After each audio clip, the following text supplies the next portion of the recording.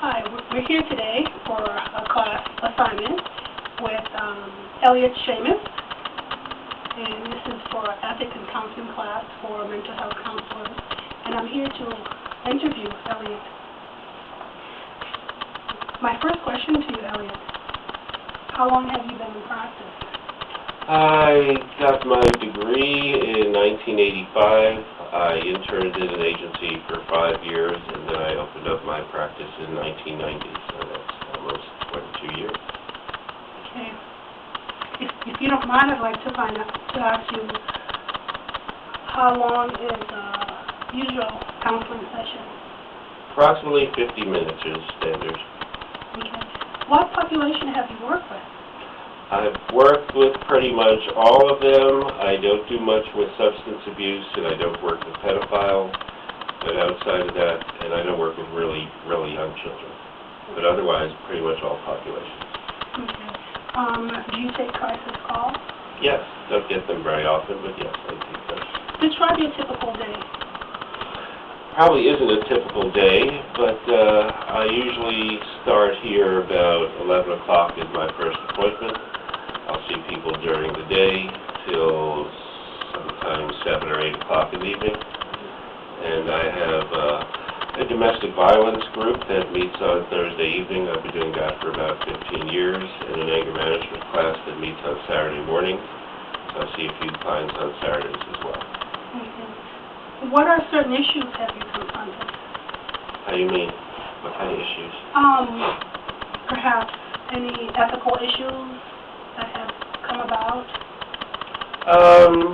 Nothing much really comes up in day-to-day practice. There are basic things which we do, getting releases before we talk about people and so forth, and but it's really never an issue. Okay. Those things don't come up very often, at least with me. Okay. Are there any barriers? I noticed you mentioned that there are certain situations that you prefer not to deal with. Do you have any barriers that you've had to overcome?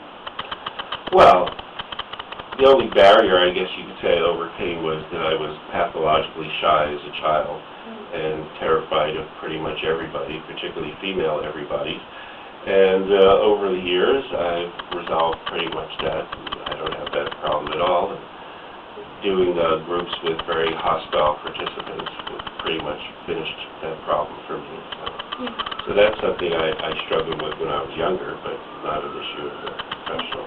I can appreciate that because I wouldn't call myself shy, but I'm a bit reserved. And so I guess perhaps that's why it's taken me so long to finally do this.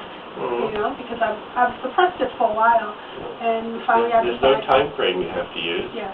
Except yours. Exactly. Thank you. And how important is culture and social awareness? It's important to be aware and to be sensitive in terms of my work. It's rarely an issue because I pretty much respect people for who they are and their beliefs and cultures, whether I share them or not. If there's an extreme divergence, then that could be a problem. I have had some issues working with members of Ku Klux Klan, for example.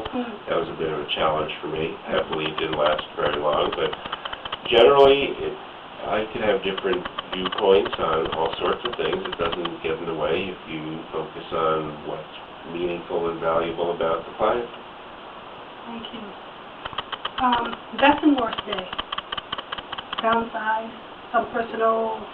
You discussed personal limitations. Well, I'll put it this way. I do have a secondary job working as a contract evaluator and therapist for another agency. And I go to people's homes and evaluate children and adolescents mostly, and a lot of kids in foster care. And it's sad to say, but one of the best things I get out of that is getting a renewed respect and appreciation for my family at the end of the day, because there's so many kids out there who have basically been thrown away, and we know that there's nothing good is likely to come of their lives, and yet they're being diagnosed and medicated when their problem is not their brains, their problem is their family. Not much to do about it, unless it rises to extreme abuse or neglect where someone can intervene. There's not much to do. I deal with a lot of borderline abuse cases, and they're not of the nature that I can fulfill my legal obligation to report abuse. It's not to that extent, but it happens a lot. It's very frustrating. So what do you find most rewarding? Most rewarding is when people take some control of their lives and make them better. And what percentage do that? It's really hard to say. We don't get long-range feedback. But I've been doing this a long time, and I run into people who I've worked with over the years all the time, and I get enough feedback to allow me to believe that what I do makes a difference. How much of a difference and with how many, I never know for sure, but I'm very fortunate in that I feel that I actually get paid, not nearly enough, but I get paid for changing the world every day. Because if I could help someone turn their life around or fix a family, which means their kids will grow up better and they'll be better parents, and you never know how far out it ripples. So the best day is every day I have an opportunity to change a life and change the world. Sounds grandiose, but it works for me. So what I'm kind of hearing also is pretty much your goal for each person. So can I ask you to perhaps reiterate? My goal for everybody would be for them to take more control of their lives and stop giving it away to other people, other agencies, and so forth. Not faulting you, but you are very upset by someone who doesn't deserve that. And they don't care that you're upset. But you can find ways of approaching that in a lot of situations where that'll never be fun, but it'll never be an issue either. And you'll be able to simply say that they're lost and smile and walk away. Thank you. Which it is. Thank you. It's really been nice, and I would like to ask you finally, what is your final advice to me as a future mental health counselor? Don't let the bastards get you down. Thank you. Absolutely.